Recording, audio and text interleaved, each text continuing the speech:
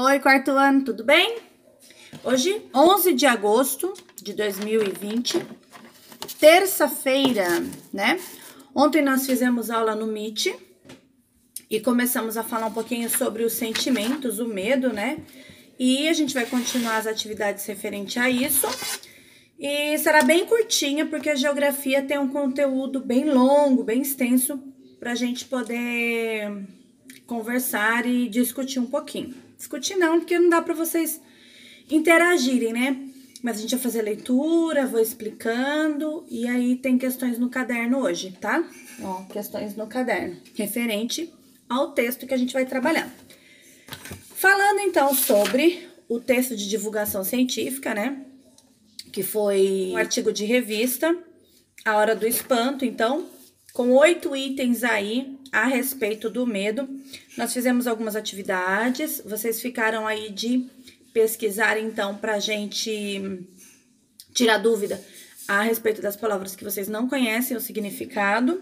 E ficou a página 124 e 125 para concluir, então, essa partezinha aí, tá?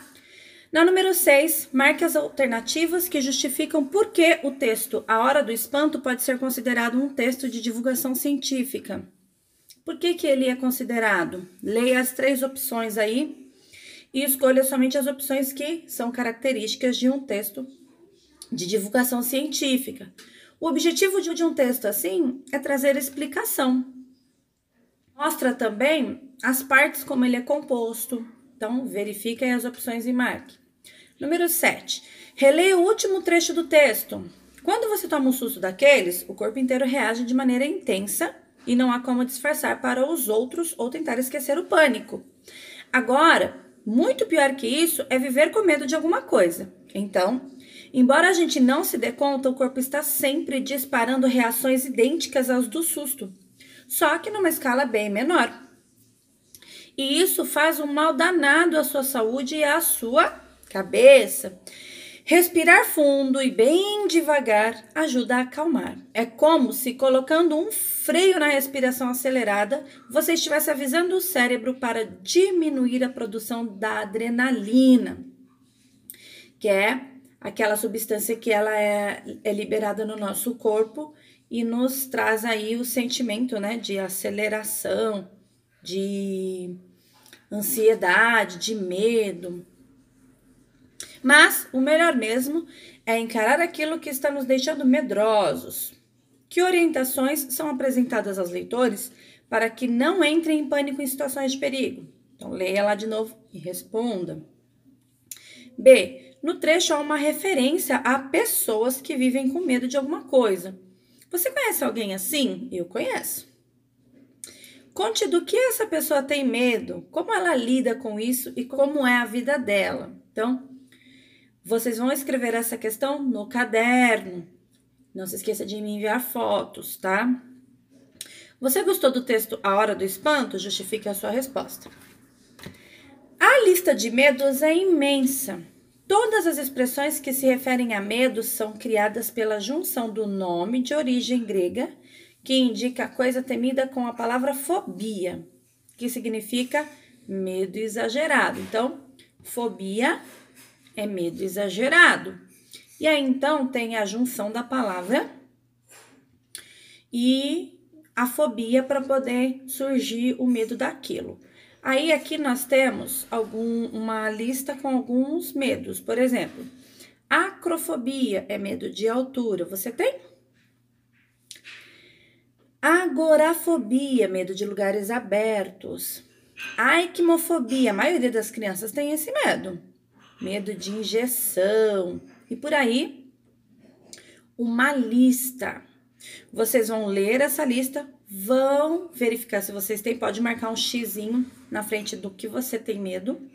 E na última questão lá embaixo, que outros medos você acha que as pessoas podem ter? Escreva-os aqui, depois pesquise na internet se há palavras para definir esses medos. Vocês podem colocar para mim as palavras que vocês encontrarem, tá? Português é só isso para a gente concluir essa questão do medo no texto científico. Agora a gente vai lá para geografia, porque é um conteúdo grande e eu quero ler com vocês. Vamos lá? Antes de mais nada, aqui em geografia, a gente tem uma atividade para corrigir sobre recursos naturais. Vocês fizeram atividade aí?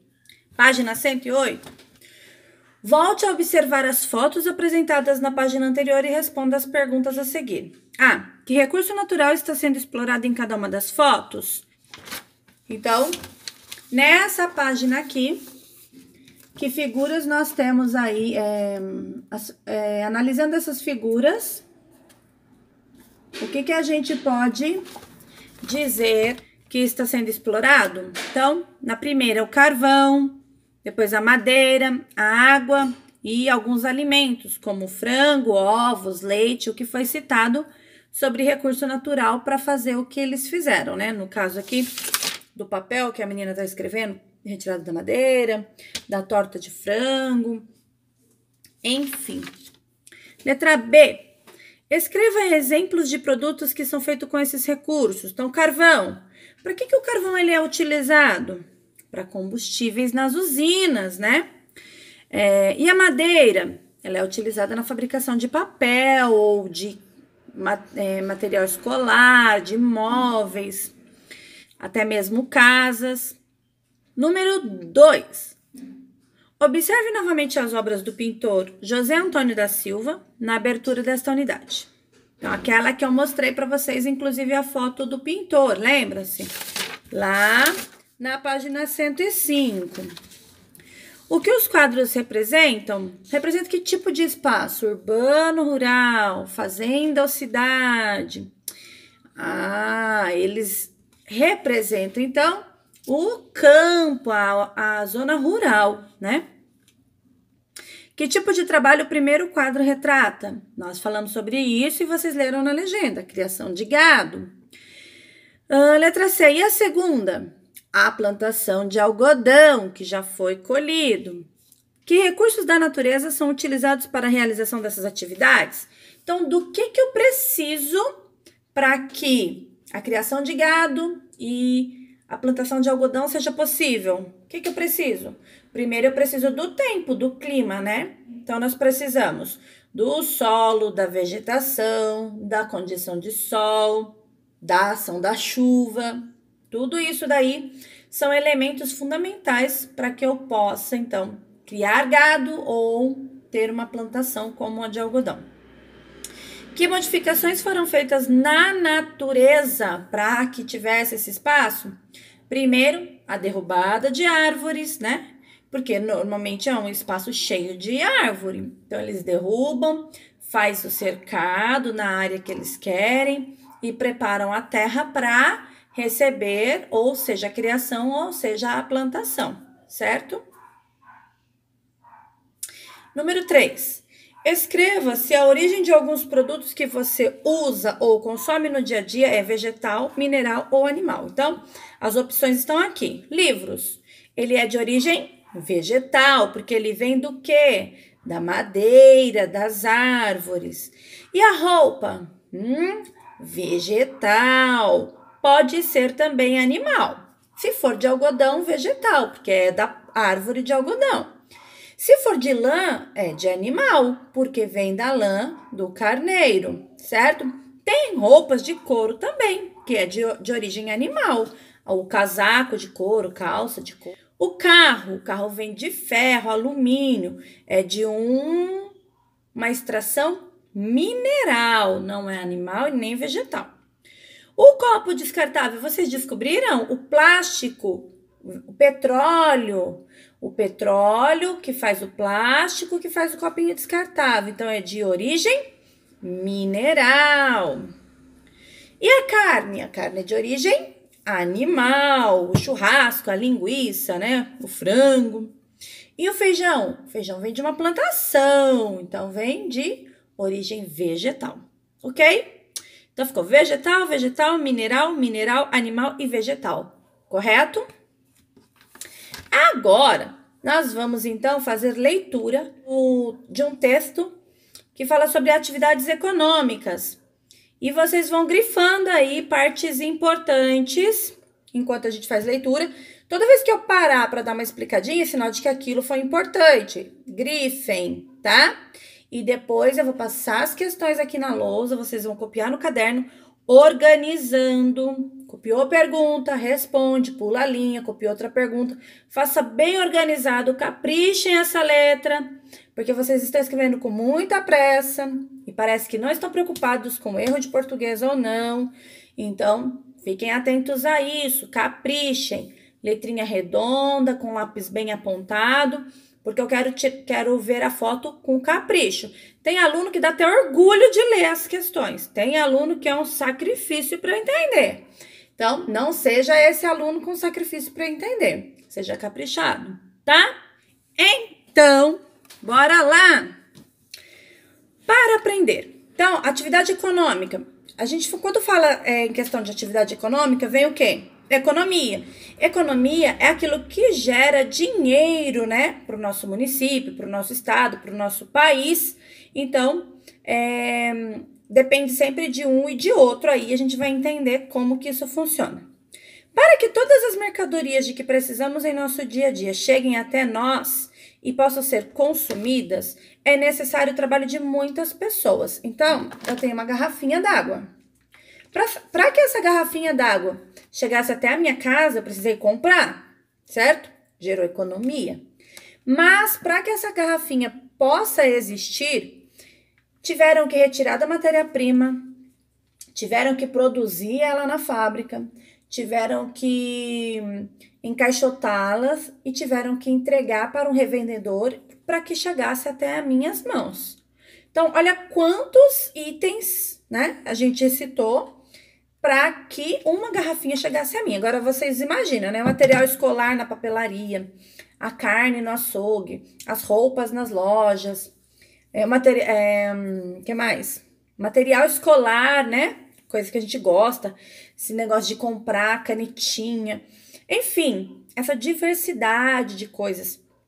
Até chegar à nossa casa, ela passa por um processo, tá? Então, o trabalho de muitas pessoas estão envolvidas. Enquanto algumas se envolvem diretamente na extração, ou seja, na retirada das matérias-primas, outras se ocupam com a transformação dessas matérias-primas em produtos úteis. Então, vamos lá. A árvore foi derrubada. Dessa árvore retiraram a madeira. Essa madeira foi enviada para uma fábrica chamada Faber-Castell. E lá ela foi transformada em lápis. Muitos lápis. Essa fábrica encaixota os lápis e faz a distribuição, seja para papelaria, para supermercados, lugares que vendem o lápis. Chegou nesse estabelecimento, o dono dele vai abrir e vai expor o produto para que ele seja vendido. Aí eu passo lá em frente à papelaria, ai, que lápis bonito, vou comprar para mim. Olha só o processo. Olha quantas pessoas envolvidas. Tudo isso gera economia, dinheiro para o nosso município, nosso estado e nosso país. Entendido? Outras ainda com o transporte e a venda dos produtos. Então, olha, a gente falou 4 etapas. É retirado da natureza, o produto é transformado, o produto é levado para algum lugar, estabelecimento de venda, e o produto, então, é vendido. 4 etapas, ok? São as atividades econômicas. Então, isso aí, essas 4 etapas são consideradas as atividades econômicas. Observe nas imagens a seguir alguns exemplos de atividade econômica. Então, nós temos aí, primeira imagem, o motorista de caminhão que trabalha transportando mercadorias para locais distantes. Segunda, na frente, uma fruticultora asiática colhe morangos que serão vendidos e consumidos por outras pessoas. Então, ela estaria cuidando e colhendo, né, a plantação de morangos para vender e chegar até a nossa casa. Terceiro, a fábrica de suco de laranja. As frutas são processadas por máquinas controladas pelos funcionários. Lembra que antigamente precisava muito da mão de obra porque precisava de muita gente trabalhando? Isso foi sendo substituído por grandes máquinas e mais rápidas. Então, se era trabalho de 10 pessoas, é trabalho de apenas 5. 5 pessoas para controlar essa máquina aí. Então, olha só como a mão de obra foi substituída por maquinário. Isso é triste, porque dá aumento do desemprego, né? Mas, olha aí a fruta que foi colhida, sendo transformada em suco. Na feira de frutas e legumes, muitos comerciantes e produtores vendem suas colheitas diretamente aos consumidores. Então, essas 4 imagens, elas estão ligadas. Olha só, suponhamos que a segunda imagem, a do morango, ela colheu todo o seu fruto e passou para esse motorista de caminhão. Esse motorista de caminhão, por sua vez, levou os morangos que ela colheu para a feira. Os melhores, os mais bonitos, os mais ronchuchudos e saborosos ficam para venda. Os demais são levados para a fábrica que produz a polpa do suco. Então, tá vendo como as 4 são diferentes, porém estão associadas? A seguir, vamos verificar tipos de atividades econômicas que ocorrem principalmente no campo. Tem algumas atividades, que é o extrativismo, a agricultura e a pecuária. A gente vai entender um pouquinho sobre isso. Isso no campo. E os que ocorrem na cidade, que é então a indústria, o comércio e os serviços, tá? Vamos lá? Página 110. O extrativismo. A atividade de retirar ou extrair recursos de origem natural é chamada de extrativismo. O extrativismo começou a ser praticado por meio da coleta de produtos encontrados na natureza. Então, as pessoas começaram a observar tudo o que era possível reutilizar. Tudo o que acontecia na natureza, eles falavam, puxa, uma árvore caiu, vamos usar ela para fazer alguma coisa. Então, tudo se transformando, nada perde-se. Então, eles começaram a ver isso daí pelo extrativismo. Existem 3 tipos de extrativismo: o animal, o vegetal e o mineral. Isso a gente já viu lá nos recursos naturais, certo? Observe exemplos nas imagens a seguir. Então, na primeira imagem, nós temos aí uma espécie de extrativismo, o quê? Animal. Ele está pescando, né? A pescaria é um extrativismo animal. A segunda, na frente, o trabalhador risca o tronco da seringueira para extrair o látex. Lembra que eu falei que era usado para a produção de borracha? É um extrativismo que? Vegetal. Está tirando das árvores. E por fim, os garimpeiros trabalham na extração de ouro na Serra do Caldeirão, municípios de Pontes e Lacerda, lá no Mato Grosso. Eles estão, então, retirando algo mineral das minas, certo? O ouro, no caso. Atualmente, quase todas as atividades extrativistas são realizadas com o auxílio de máquinas e equipamentos que possibilitam a retirada de maior quantidade de recursos em menos tempo. Lembra que agora mesmo eu falei que antigamente precisava-se de muita mão de obra e aí começou a ser substituído por grandes máquinas porque elas produzem mais rápido e conseguem pegar um número muito maior em menos tempo. Estatisticamente falando em números, isso é muito melhor, porque aí a produção vai mais rápido, concorda? Mas aumenta também as pessoas sem emprego, né?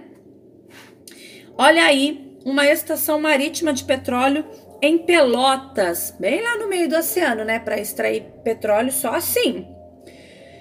Tem essa base, em vários pontos do nosso Brasil existem bases dela para então retirada do petróleo, que é bem no fundo, né, das nossas rochas.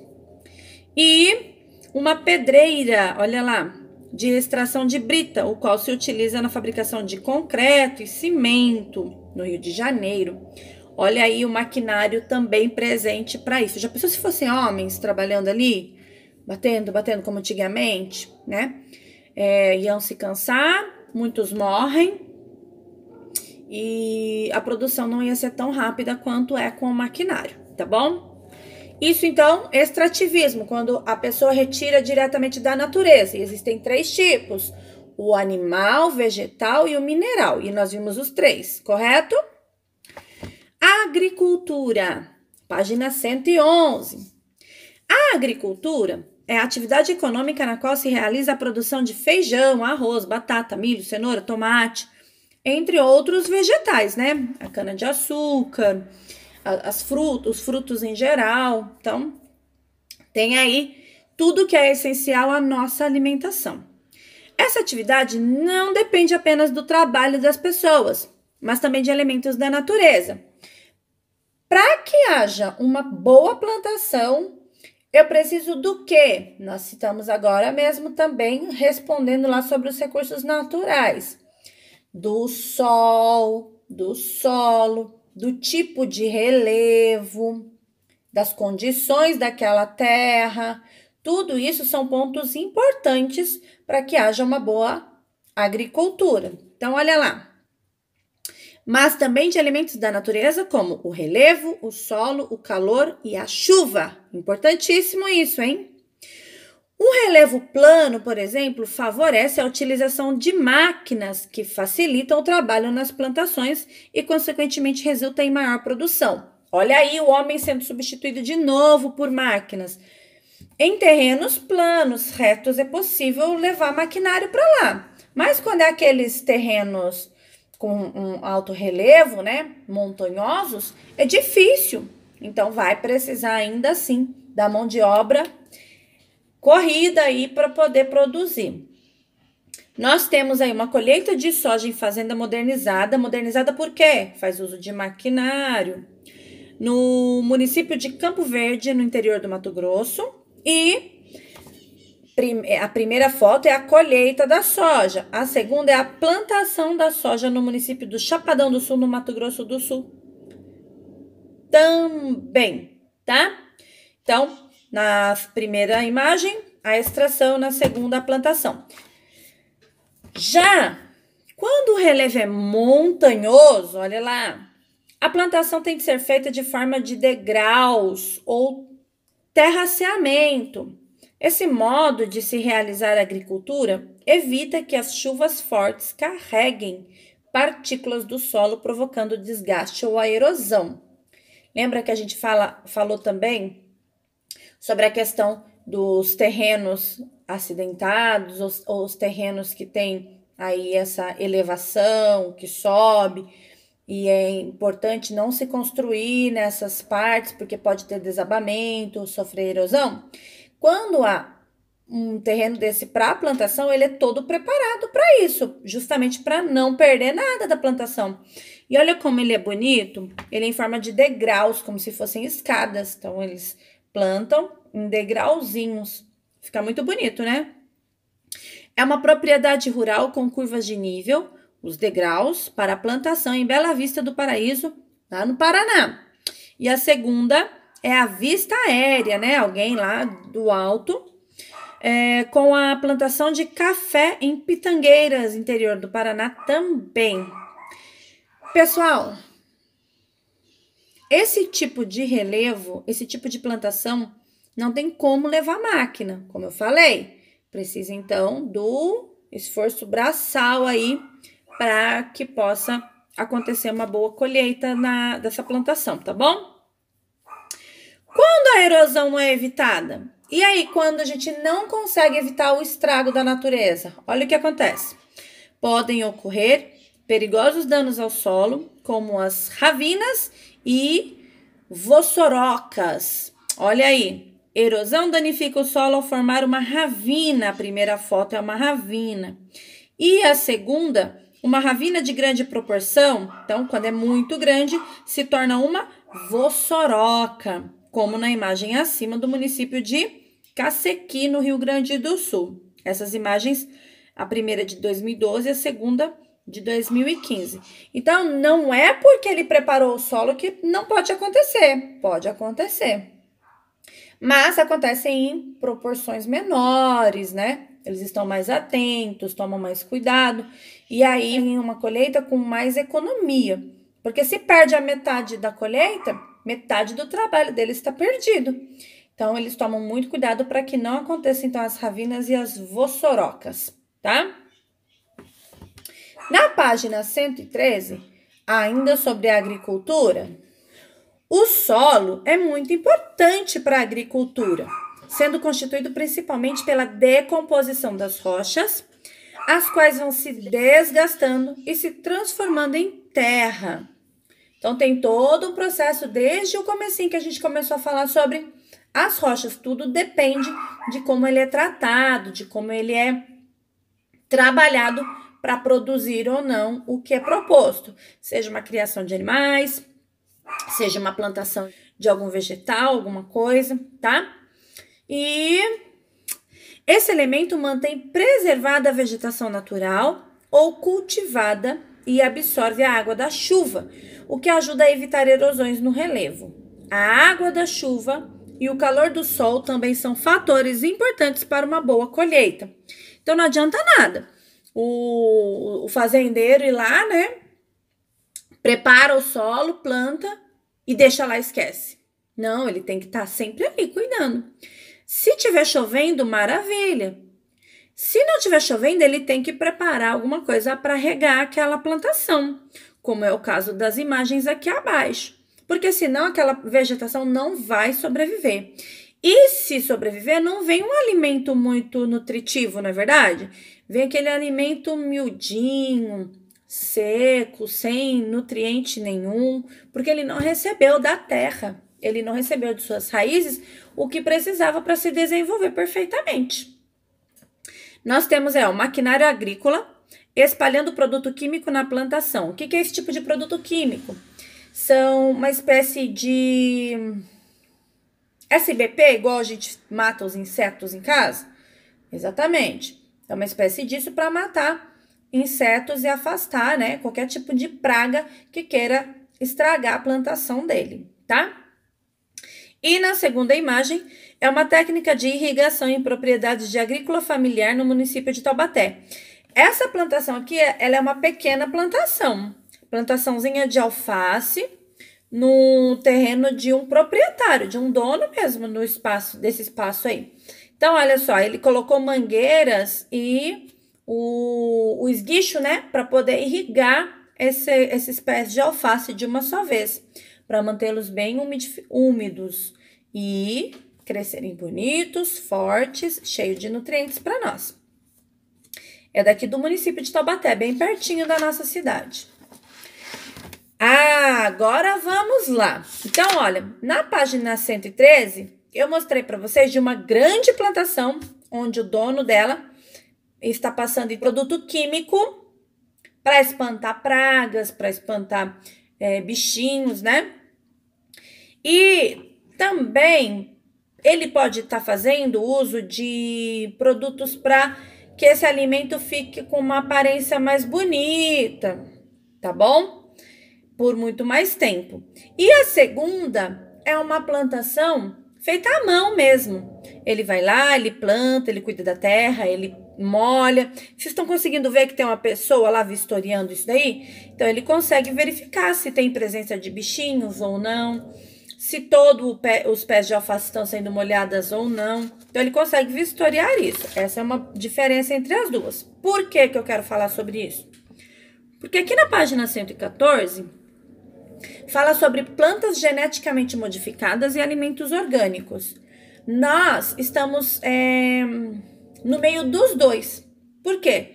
Porque muitos lugares vendem plantas geneticamente modificadas e em alguns lugares vendem alimentos orgânicos. Vamos lá que vocês vão entender nesse quadrinho azul aí. A agricultura moderna tem investido em estudos para descobrir como garantir melhores colheitas. Uma das técnicas utilizadas é a das plantas geneticamente modificadas. Você sabe o que são? Trata-se de plantas cujas sementes são desenvolvidas em laboratórios e recebem contribuições genéticas de outras espécies vegetais para se tornarem mais nutritivas e resistentes a pragas. Então, são sementes que eles trabalham em laboratório, eles fazem junção com outras, eles aplicam um monte de produtos químicos para que ela possa resistir a ataque de pragas, para que elas possam resistir a um pouco de falta d'água e se desenvolvam bonitos, né? Atraindo os olhos da gente. E, entretanto, muitas pessoas consideram esses alimentos modificados em laboratórios perigosos para o ambiente e para a saúde humana. Se tem química, se foi desenvolvido em laboratório, é sinal de que não está natural. Então, não serve 100% para o nosso corpo, para a nossa saúde. Vocês concordam? E os alimentos orgânicos? Você já ouviu falar neles? Trata-se de alimentos que podem ser mais saudáveis, pois não utilizam produtos químicos em seu cultivo. Por outro lado, nem sempre são produzidos em grande escala, por isso costumam ser mais caros. Então, é mais difícil a gente encontrar e quando acha, ele é mais caro. Como aconteceu aqui no caso da página 113. O produto da primeira imagem, ele é produzido em muito maior quantidade. Se você ver, o espaço de plantação dele é muito maior que o da foto de baixo. Ele tem pessoas cuidando dessa plantação, mas essa semente dele, essa plantação dele foi geneticamente modificada, foi desenvolvida em laboratório. Para quê? Para que seja mais bonita, para que fique com uma aparência mais bonita durante mais tempo. Porém, as orgânicas, que são em pequenas plantações e feita ali manualmente, as pessoas vão lá e põem a mãozinha para plantar, para cuidar, os produtos são mais naturais. Tanto que, se a gente compra um produto orgânico, um produto plantado ali pelo tiozinho do quintal, ele vai durar muito menos do que aquele que a gente comprou no supermercado e tem uma durabilidade maior. Por quê? Ele tem... Nele foi aplicado conservantes para que ele fique muito mais tempo bonito. Como eu tô falando aqui o tempo todo. Se vocês pegarem aí um produto orgânico e um produto do supermercado, ele vai durar muito mais tempo do que esse produto orgânico, do que o produto que eu comprei na feira fresquinho. Por quê? Porque esse é orgânico e esse é geneticamente modificado, tá? Então, nós falamos sobre o extrativismo, agricultura e agora a gente vai falar sobre a pecuária. Então, o extrativismo é quando retira, né, os bens da natureza, então seja mineral, animal ou vegetal. Agricultura é aqueles que a gente planta para ter, né? E a pecuária. A pecuária é uma atividade que se relaciona à criação de animais, o gado no espaço rural. Conforme você estudou em anos anteriores, existem diferentes tipos de pecuária. A ovina, por exemplo, refere-se à criação de ovelhas. A pecuária suína, a criação de porcos. A pecuária caprina, de cabras. E a bovina, a criação de bois. E por aí vai. A atividade pecuária também tem utilizado métodos modernos para garantir maior produtividade e qualidade dos produtos. Verifique alguns exemplos dessa realidade. Então, assim como a agricultura, a pecuária também se preocupa em criar um animal saudável, um animal forte, para que ele possa ser servido de alimento para a gente e nos trazer nutrientes necessários para o nosso bem-estar, a nossa saúde. Aqui do ladinho, nós temos aí uma história para poder entender um pouquinho sobre a pecuária, tá? Então, olha lá. Ao nascer, o animal recebe alguns destes tipos de identificação. Marca ferro, quando eles esquentam ferro no fogo e marca o animalzinho com a identificação do seu proprietário. Brincos de plástico, como é o caso da imagem aí, ou de metal, ou um chip, que eles implantam embaixo da pele do bichinho. Geralmente, essas identificações apresentam um número. Ela permanece com o animal durante toda a vida dele. Então, a gente consegue esse registro aí quando a gente compra um alimento. A cada procedimento, como primeira vacina, troca de proprietário, é feita uma leitura com um sensor infravermelho. Nessa leitura, informa-se a identificação do animal, que é transferida para um computador, e são adicionados dados referentes aos procedimentos. Então, quando é enviado toda a informação para esse computador, mostra quando ele nasceu, mostra quando ele tomou a sua primeira vacina, mostra a viagem que ele já fez de um proprietário para outro. Tudo isso é registrado nesse chip, nesse cartãozinho de identificação dele. Quando a carne do animal é levada para o frigorífico, são inseridas mais informações, como tipo de transporte, nome do frigorífico, data do abate, o abate é a data em que ele morreu, em que ele foi morto para virar carne, o peso dessa carne e as informações anteriores que eu já falei. Vale lembrar que em cada tipo de corte, então assim, cada parte do boi tem um nome. Então, seja picanha, alcatra, filé mignon, coxão duro, coxão mole, patinho, esses nomes todos, a identificação segue acompanhando a embalagem. Então, não importa qual é a parte desse boi, a informação vai em todas as partezinhas dela, junto pro seu açougue, tá? O frigorífico é aquele lugar onde guarda o animal que já foi abatido para venda. Deve entregar a identificação do animal para o Ministério da Agricultura, Pecuária e Abastecimento. Então, existe um lugar para o controle dessa atividade aí. Esse Ministério da Agricultura, ele cuida de tudo que é retirado da natureza e é transformado em produto. Então, se acontece alguma coisa, alguém se intoxicou com carne, ele consegue descobrir por quê, como que essa carne foi levada até lá, descobre o motivo pelo qual a pessoa acabou passando mal, devido a se alimentar de alguma coisa com um procedimento errado, tá? Ao chegar ao supermercado, a embalagem que contém o corte apresenta diversos dados sobre o animal. Todos aqueles que eu já citei anteriormente, que estão aqui nos quadrinhos. Caso o consumidor tenha dúvida sobre a procedência, deverá usar o código de barras para obter mais informações. Por isso é importante a gente manter o código de barras ali intacto, porque se a gente precisar de alguma informação a respeito daquele alimento, a gente consegue obter mais informações pelo Ministério da Agricultura, tá? Então, na primeira imagem, o nosso boizinho acabou de nascer, olha lá. E vai virar um delicioso churrasco. Ele está na sua fazenda, ele está sendo cuidado para que a carne dele continue saudável a todo momento. Ele foi levado para um frigorífico, onde ele foi abatido e resfriado para que a carne dele continue saudável.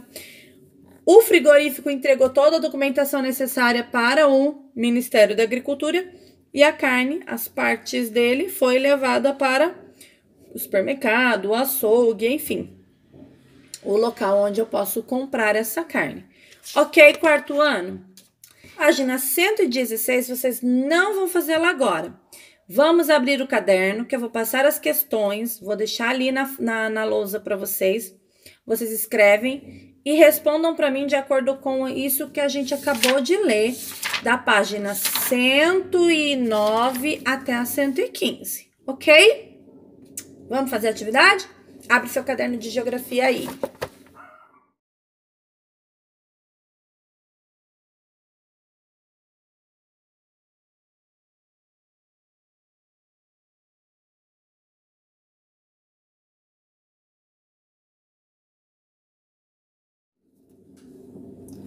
Copiou então as questões aí? Responde com atenção, me envia fotos e seja organizado, capricha na letra, seja organizado, pula a linha a cada resposta, a cada pergunta. Copiem as perguntas a caneta e respondam a lápis, tá bom? Envia para mim e amanhã a gente se vê no Meet mais uma vez e fiquem com Deus. Beijo. Tchau.